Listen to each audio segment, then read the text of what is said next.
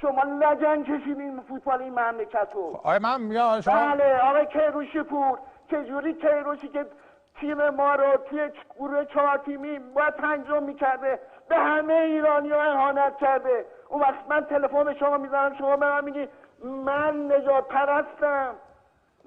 پرستم یا اونایی که فقط 5 ساعت به عشق والیبال میرم اونجا میزنم میام.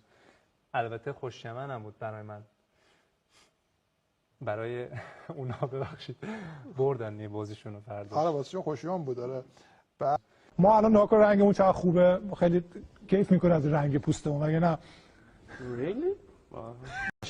آره دیگه. البته این فکر کنم تعصبی نباشه، همه فکر کنم بازیکنان خیلی خوب تاثیرگذارین. حسن جعفری رو برداشتم. اول حسن جعفری ها آقا کلی پول داده بنده خدا، اولش رو برداشته. برداشت اولش. الان حسن جعفری حسن پاس گل خوبم داد.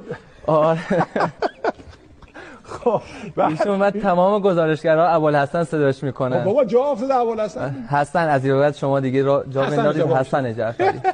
این صدا شما رو ندارم. من شما چرا میشنوید من چی میگم؟ نه الان ندارم.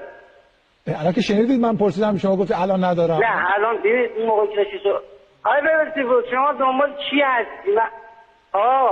من واقعا تاسف میکنم. چی به چی به کی؟